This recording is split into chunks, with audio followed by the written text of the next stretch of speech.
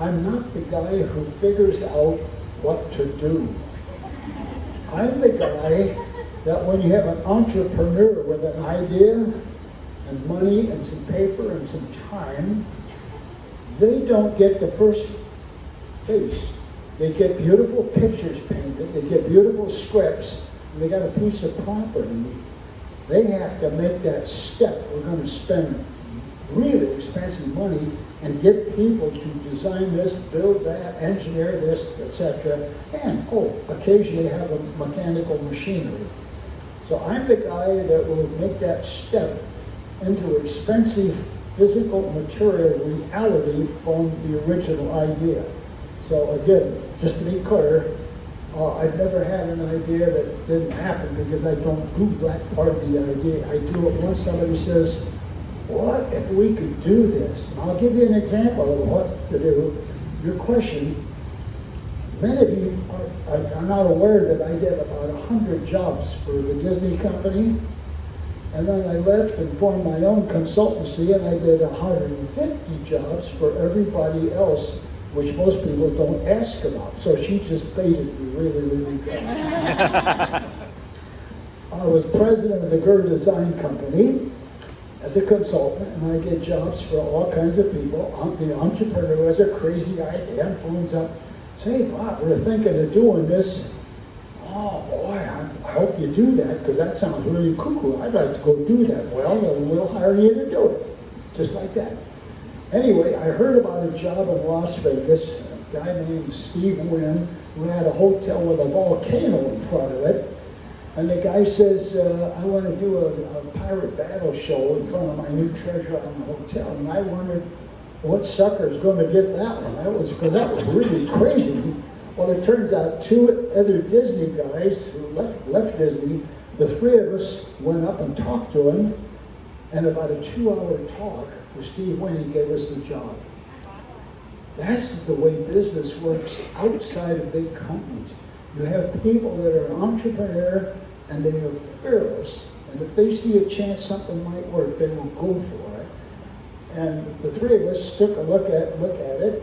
We didn't see anything impossible about two ships, 1700s, getting a big fight, and one of them gets sunk and the captain goes down with it every 3 times a day.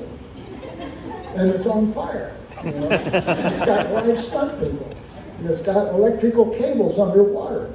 And it's moving 180 feet on 2 different radius tracks. Well, that's going to be a lot of fun.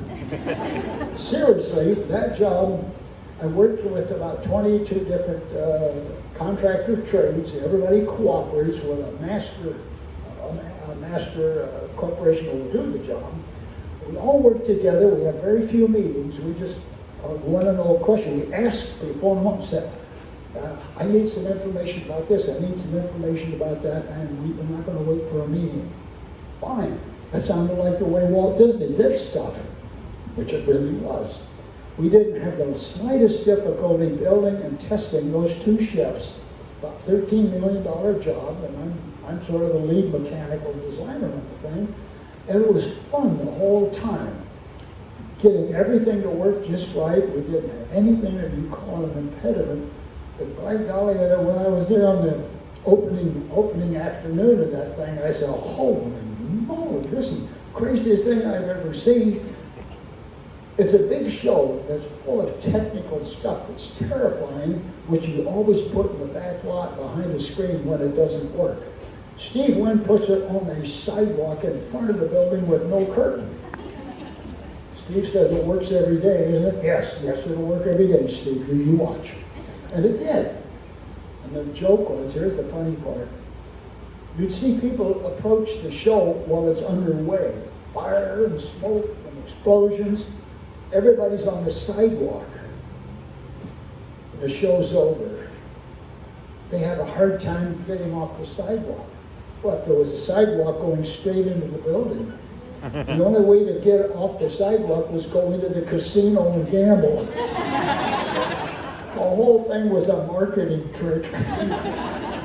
Those are the jobs I love, that kind of stuff. And of course the other ones was 30-foot tall animated King Kong at Universal Studios. That thing was there for 22 years. I did lighting for Michael Jackson, of all things, learning about the rock and roll stuff.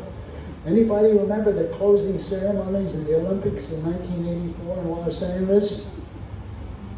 You can go on the internet today and see a 50-foot diameter flying saucer that came from Mars with no visible means of support.